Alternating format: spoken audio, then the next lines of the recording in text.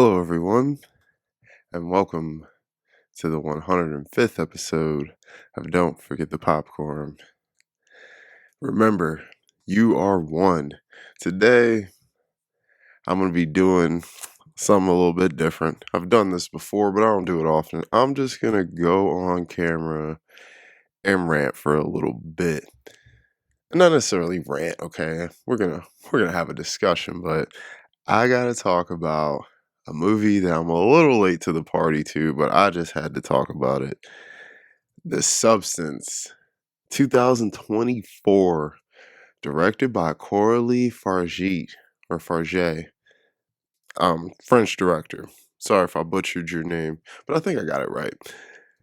Okay, so this movie, The Substance, stars Demi Moore, Margaret Qualley, Randy Quaid, and this is one of the most interesting and I think relevant movies that I've watched in a long time. And let me tell you, this movie is fucking insane. Now, I went into this knowing very little about it. I didn't even see the trailer. Just heard some things and I was like, okay, I want to see it. And I'm glad I went into it that way because just taking it in on its own with really no knowledge and just letting this thing grab me was an experience. I got to tell you, I had an absolute blast watching this movie. And I've watched it twice now because of course I had to watch it again before this review. And let me tell you, I personally think this is a movie that every person on earth should watch. Because this movie, I couldn't tell you a more relevant film to the state of the world today. I think this movie definitely puts into perspective a lot of things for men, at least for me. And I really think I have a better understanding of some of the challenges that women go through in this world today. Now, I'm not saying I get it because it's not my lived experience, but I think I have a better understanding. And I just gotta say, man, this movie hit me pretty hard in a lot of ways. So, The Substance, it's a horror film, a sci-fi horror film, a body horror film.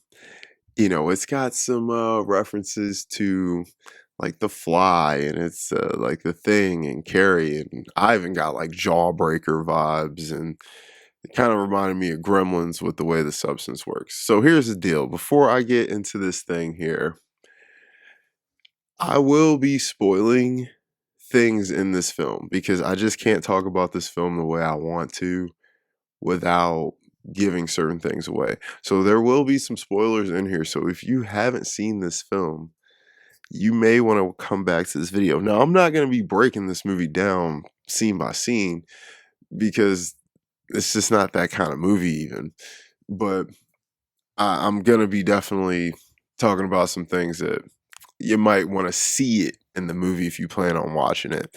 So that's just be warned, okay? So The Substance is about an aging star who does a aerobic dance TV show, kind of like a Jane Fonda type thing from back in the day.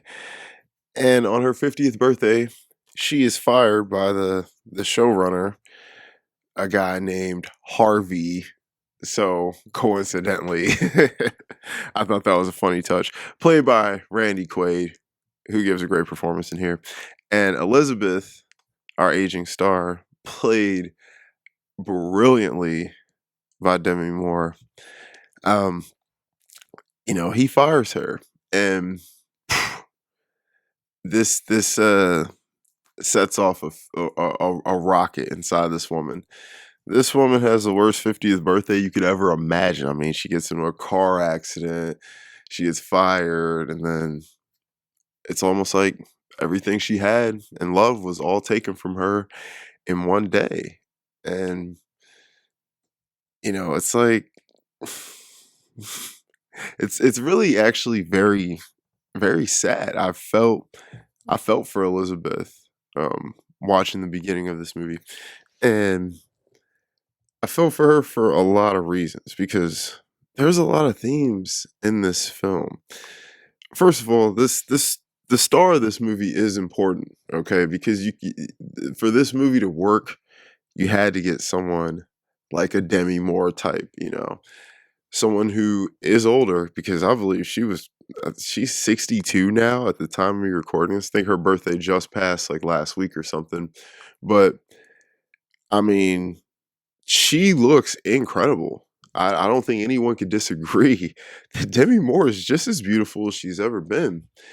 And that kind of brings me to one of the main themes of this movie is that beauty doesn't have an age, you know? Because let's keep it real. The long and short of this movie is about a woman struggling with getting older and losing her youth, looks, whatever. First of all, I'll get more into it later when we break down Margaret Qualley's character, but Demi Moore looks absolutely incredible in this movie at 60 years old. She was probably 60 when they shot this, or maybe 59. She's playing a 50-year-old. I mean, she easily looks 47, 48. I mean, she looks absolutely incredible. I mean, this woman could go out and get men many, many years younger than her. So, I mean, she pulled Ashton Kutcher back in the day when he was in like his early 20s, and she was in her like 40s, I think. So, I mean, the real life Demi Moore translates to Elizabeth Sparkle in this film. And you got this woman who I think most people would agree, has nothing to be self conscious of, who has, man, just taken the ego blow of the century. She heard her boss having a conversation saying she was basically a dinosaur. You know, in this society, in this world that we live in, women's looks are often what they're valued at. And I'm not sitting here saying that's good or bad. I'm saying it is true. And unfortunately, despite how beautiful she might be, society has tied looks for women to age. Most men or people would even probably tell you that men are most attracted to women in their 20s and maybe early 30s. That's not true for everyone, everyone's different, but they would say for the majority that is. So you got this beautiful woman here feeling just so not worthy, not pretty. She feels like her value has dropped. And man, this movie shows you that in such a way. It takes you on a journey that by the end you feel all kinds of emotions. Because this movie, although it is a horror movie and it is a movie that is very sad in what it's representing, dude, this movie's funny. This movie's, trippy, it's entertaining, it's exciting. It gets you pumped up, like the song the girl's doing in the damn thing. This movie takes you on a roller coaster of emotions. And I think that's the best part of it. But I mean, wow, what a message this director was putting out. I believe that she said she wanted to write this because she had been in the industry for a while and she was getting older. And I think she was approaching maybe her 40s or 50s or so when she started to write it. And she just felt like her worth wasn't there. And so she wanted to write a movie about that. And man, I thought that was crazy. So let's talk about some stuff in here. So this movie, in my eyes, was a constant battle between opposing forces. A lot of things. One thing is old versus young. And, we could talk about it with men, older men, of course, they get envious of younger men too. I myself, as a guy who's, not super young anymore, I'm a skateboarder. I like to skate. I skate with younger kids, skateboarding's a young man's game. And although I keep up and a lot of times I'll perform some of these young guys, I see the energy they got that I just don't quite have anymore. I see that bounce back they have that I just don't quite have anymore. And Father Time is the only undefeated guy in this game. And it is what it is. But I got my mind, wisdom, something that comes with age, where these young guys don't have that yet. So you trade one for one. And it's not to say that one is better than the other. Of course, we're going to look at the youth as better because the youth is going to outlast longer. But never discount what's been around for a while and it's been working.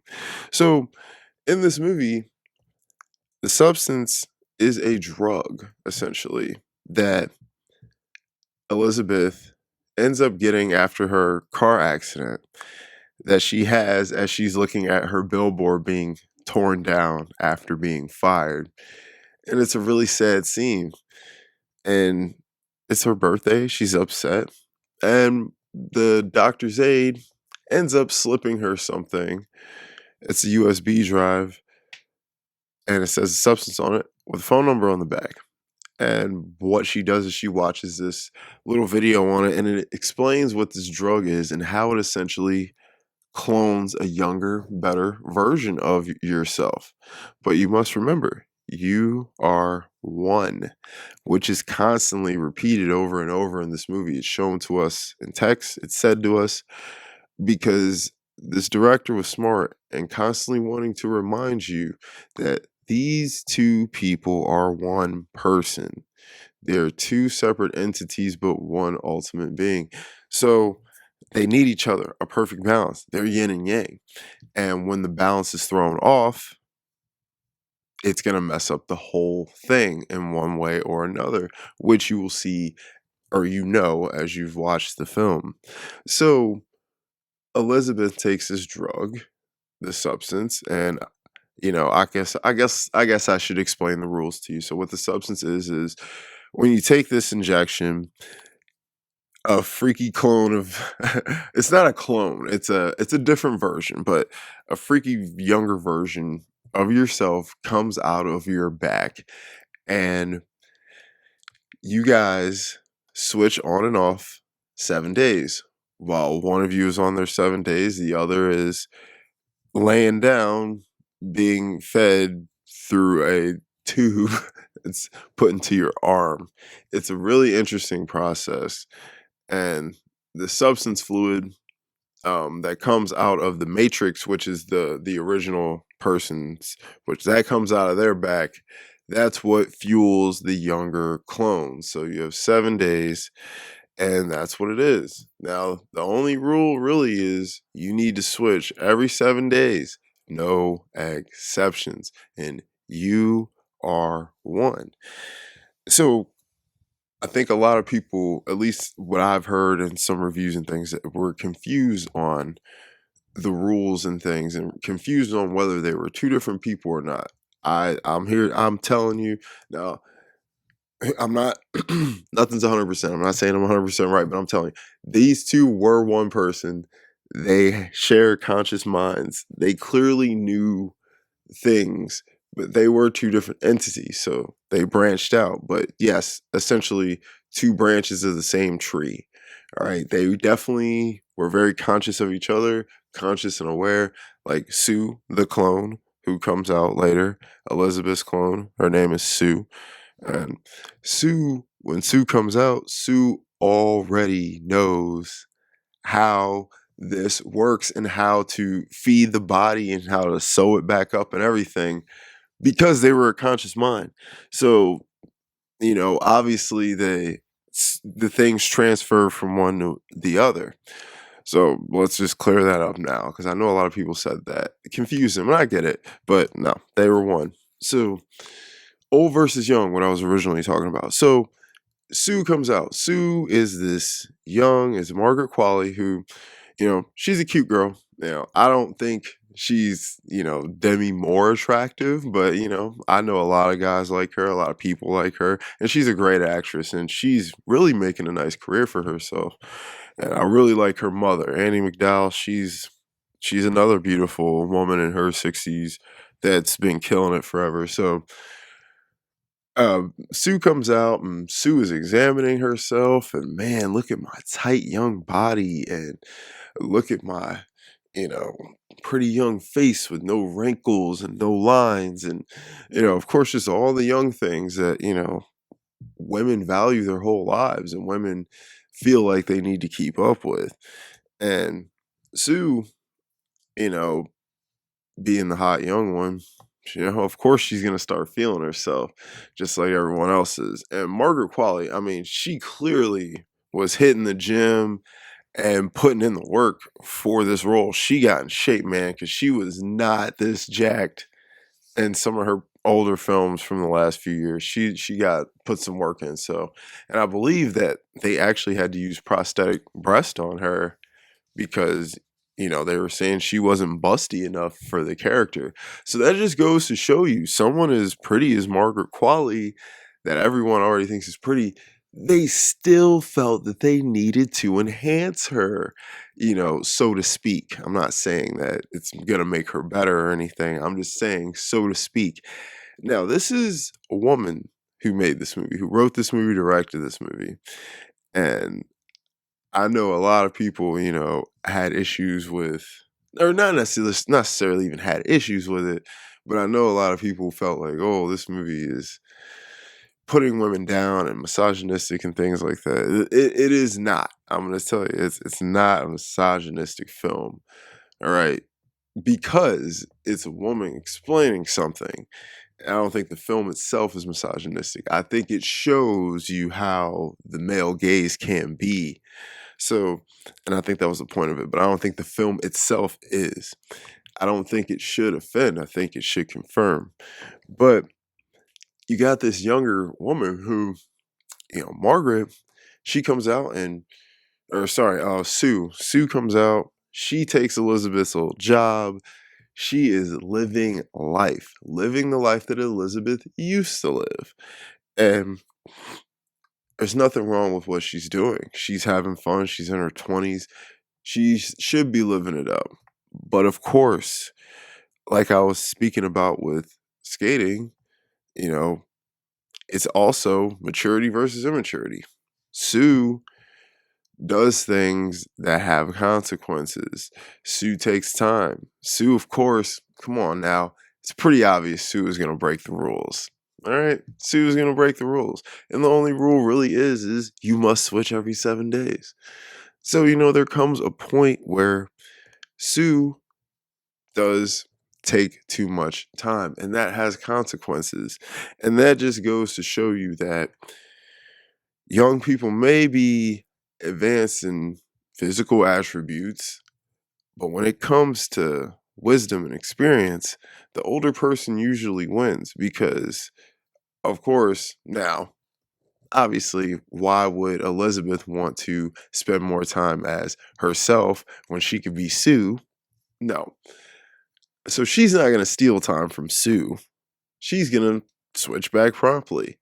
But, of course, Sue is going to steal time from Elizabeth, not being mindful that they are one. And what Sue does that she thinks doesn't affect her, that only affects Elizabeth, does also affect her. So it just shows you how maturity versus immaturity is real in this movie. Elizabeth, although, she's older and you could say whatever you want about that, Elizabeth is smart. Elizabeth is mature. Elizabeth clearly knew a lot of things because one of my main nitpicks in this movie was there's a scene where Sue bust up the whole bathroom and builds this door into the wall, and I'm like, "So you're telling me this little 115-pound, 20-something pretty girl was supposed to know how to build this door by herself?" I'm like, that knowledge had to have come from Elizabeth, who was older, who was wiser, who maybe was married at some point and built things with her husband and learned things. We don't know, there's no context of what Sue's life was really like before. We just know she was a really big star. So it just shows you some things like that. Sue, she she's careless with a lot of things. Not too careless, she's definitely she's mature enough for the age she's supposed to be representing, but she is selfish and careless, and she is someone who's being adorned and told that she is just the best thing walking. So Sue's playing by Sue's rules, and it just kind of shows you how someone is going to live life that way. And Elizabeth probably did all the same things when she was Sue's age. And Elizabeth, though, is still yearning for what Sue is getting. So their consciousness, man, it's just they're fighting each other. It's verses, you know. Her immaturity and her maturity, they're constantly going at it with each other, and it's making for a great film, and it's making for a great story and great concept because this is how this would go. If this was a real thing, this is exactly how this would go. Your mind often battles with itself. You think you should do one thing, you weigh out the pros and cons. You think you should do another, and you weigh out the pros and cons. This movie is a real life representation of how a mind can split into two different directions. So I think that was cool. And Elizabeth just, I don't know. She was a gem in this movie. I really liked Elizabeth. And you don't know much about her. But the film doesn't tell you how to think or feel about any of these characters. It lets you feel that on your own. So I really thought Elizabeth was a very smart and interesting woman, despite maybe making some mistakes along the way. But they're understandable. It's also about women versus women. I mean, one thing this movie showed me, and not in a direct way, because you don't see it. I mean, you do see it, excuse me. You see it, but not but not like in the way that you would think. Women are in constant competition with each other. Constant, especially young women. Like those auditions that you see in this movie. It's like, man, these women put themselves under a microscope to let these people judge them and break them down and make them feel small. All to be adorned and be glorified and, be immortalized in history as someone special. And to be recognized as someone as being beautiful, as being talented, as being worthy. And when it comes to men, of course, men, we're very competitive, but we're competitive in a different way. Men, we get competitive in a sense of I want to beat you in a game or a sport, or I want to do better than you in a physical thing or whatever it may be. Sure, in the job market and things like that too. But women, they get competitive with each other on a deep emotional level, on a level that can break them down psychologically, on a level that I don't think men get down and gritty to when they get in competition with each other. Because I'm a competitive guy, man. I love good, healthy competition. It's fun. But it's all in good fun to me. That's where it ends. I don't want to ruin this guy's life. I don't want to wreck his day. I just wanted to have a little fun and prove I'm probably better than you at something. But when women get it, man, it's insane. They get in deep. They dig their claws in and they go for the jugular with each other. It's like, sure, men hate on other men a lot. But man, when you hear a woman talk about another woman, it can get crazy. And it's just like when men fight versus when women fight. When women fight, man, they can hold a grudge for 10, 15, 20 years. When two men fight, they're going to hash it out physically, and then after that, they're straight because it's not that deep, you know? It's something that needed to get squashed. It got squashed. Now we can move on. Women let that fester. They let that sink in and settle. And not all women, guys, and I'm not saying this is for every single person because some men can hold grudges just like women can, and some women can let stuff go like most men can. So, but for the most part, and I've seen it, and I know we've all seen it, and anyone could say I'm wrong here, but this movie shows us, man, women can get vicious, and it can break a woman down. It can break down her psyche and make them feel so bad about themselves and make them hate what they see when they look in the mirror, make them feel small when they look at certain other women and the things they have and the things that they don't have. And it was eye opening for a man here who's walked the earth a lot, and I was raised by women. You know, I've women in my life, all women in my life, all my life, and I still, I still have to say this movie put this in perspective almost better than anything I've seen. And man, it was just something that I couldn't really believe. And I've heard it all the time throughout life in many situations. But man, now really I seen it like that just hit different. Another thing, this movie is mind versus body, man. The mind may think one thing, but the body, the way you look, it can alter that. The way people perceive you, the way you see looks in the mirror, can instantly ruin your day, can instantly ruin what's going on upstairs. And as men, we go through that too. That's not just women.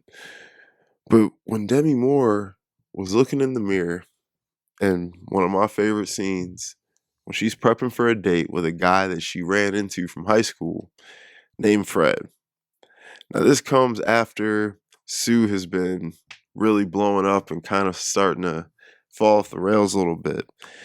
And Elizabeth is just feeling so down about herself, feeling not pretty and feeling not worthy and just lonely. And this woman who's so gorgeous and honestly seems like a really nice person, it's just so sad to see her almost have nothing, even though it seemed like she had everything. Nice house, nice car, but what she really have at the end of the day? She felt like nothing.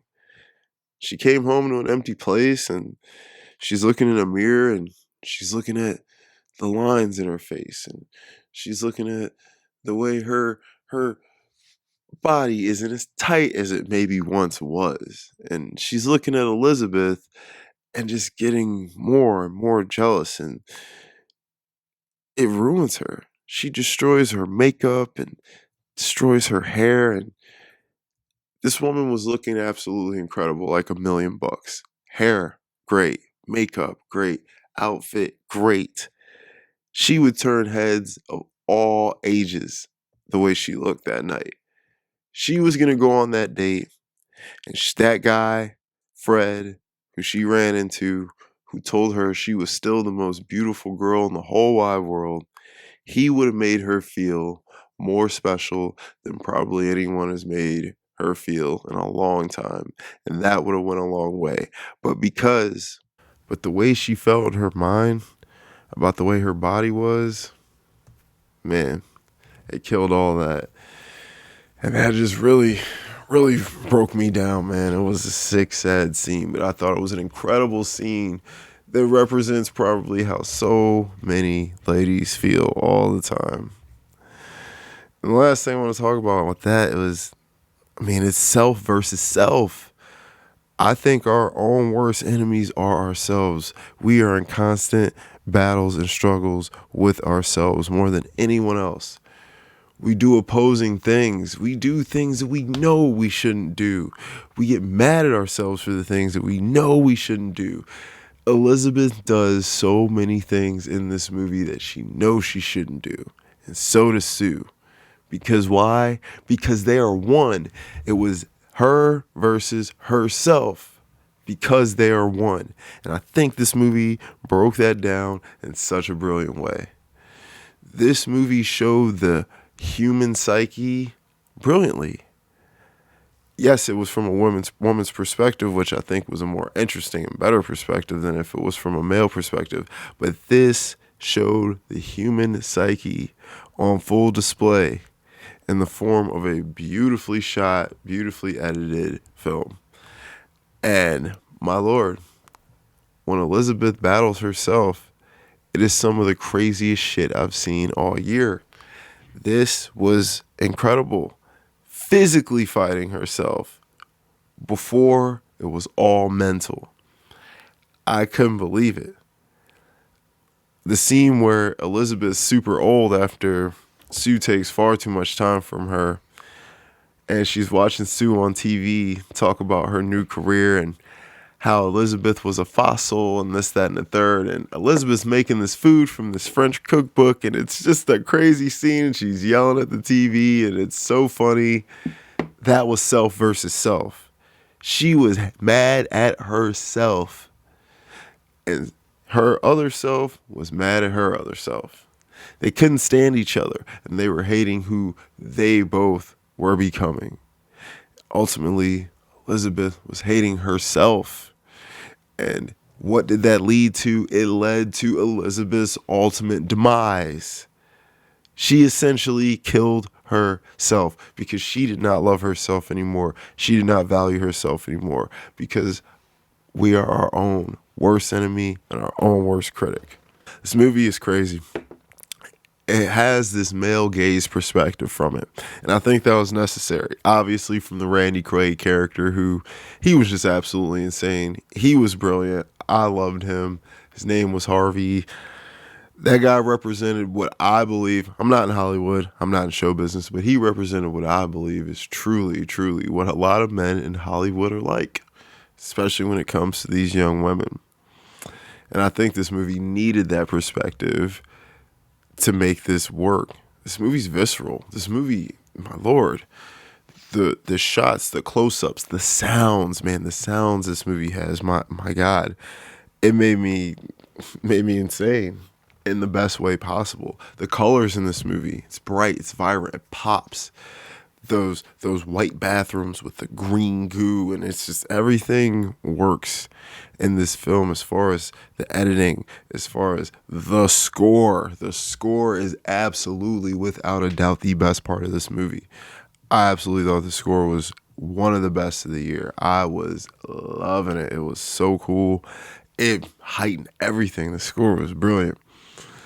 And I mean, the symbolism in here with the splitting of the eggs, and when that's not what this review is about, because I can go on and on and on and on and on about all the cool stuff that's in this movie. But the main thing I wanted to talk about in this movie was these ladies and how these ladies in today's society, my God, they're getting more plastic surgery than ever. The fillers, the Botox, Ozempic, BBLs. I mean, breast implants been around forever. I mean, all this stuff, dude. There's all this new stuff I don't even know about. I, I, it's just mind blowing. These women don't want to age because they feel like being older is tied to being ugly and worthless. And it's like, no. There are stages of beauty. Demi Moore was beautiful at 20. She was beautiful at 40. She's beautiful now at 60. She's going to be beautiful at 80. It's just a different type of beauty. But it's no more, no less than any of the other ones. Just because society is saying, sure, this is the best version of it, doesn't mean anything. That may be the best version for a lot of people, or maybe even most. but the next stage might be the best for someone else, or even the stage after that. Because there is no man on this earth who, if Demi Moore was their wife at 62, would be upset with that. They would probably think she was more beautiful than when they married her at 30, when they married her at 25, whatever. I just, it's sad because I have a mom who's getting older.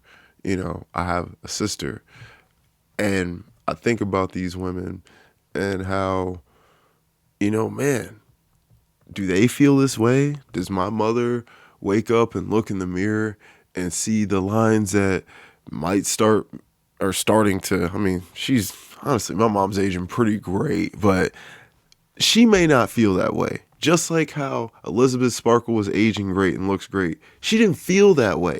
So much so that this woman stuck a needle into her body and cloned herself and had a body come out of her back. Like, that's how deep this went. The extreme measures some of these women are going to look a certain way, to stay young. And it's like, my Lord, youth isn't the best all the time. Sure, in a lot of situations, youth is going to win, okay? But, man, people are getting older and older and doing more and more at older ages. There's people in their 40s, 50s right now are killing it in the things they're doing. Older people are keeping up with these young guys, man, in all areas of life. So we're evolving as people. We're stretching out. We're living longer. We're doing better. We're staying younger longer. And it's okay to age, man. You have to be able to accept who you are at all stages of life. Are there times when I was younger, I couldn't wait to be older? Now I'm getting older. Sometimes, yeah, I miss being younger, but I love where I'm at. And it's me. This version of who I am right now, it is me. And that's who I'm going to be, and that's the only person I can be. So I have to love that version. And we have to let our ladies and let everyone know that they got to do that same thing, and it's okay. It's okay to age. It is okay. Who cares what anyone has to say? Is the grass always greener? Elizabeth found out that it's not. The things that woman went through on this journey, my Lord. This movie was absolutely incredible. I now know what the phrase hagsploitation means. And I think it's really kind of terrible, man. And I was kind of like, wow, man, this is really bad. I think we need to be lifting each other up. We need to stop putting so much value on the way people look and the things people can do, and start focusing on who people are and the way people are. Because that's where the real value of someone comes from. I'm getting older, and do I necessarily look as good as I did when I was 21? Probably not. Or some may think I look better. There's some people who think, hey, I'm maturing nicely into my age. Everyone's not going to love it. And that's everything. A lot of these women getting all this plastic surgery and making yourself, what you may think is a better version. A lot of people are looking at it. They think it looks worse. A lot of people respect naturalness and respect just letting things go as life intended. And I think that's what we got to embrace. And I think this movie shows us that. I think this movie shows us that, we're valuable in all stages of life, man. Because I loved old Elizabeth in this movie. She was awesome. And I don't know. I think this movie here is one of the best movies I've seen in a long time. This movie explained a lot to me. It showed me how terrible loneliness can be. I think it's relatable to every single person on the planet, male, female, race doesn't matter, orientation, whatever. I think everyone feels this way at some point throughout life. And I'm not 40, 50, 60 yet. I know I'm going to feel more and more like possibly Elizabeth did. But I'm going to do my best to just roll with it and let life take me as it is. This movie, everyone should see it. I thought it was absolutely brilliant.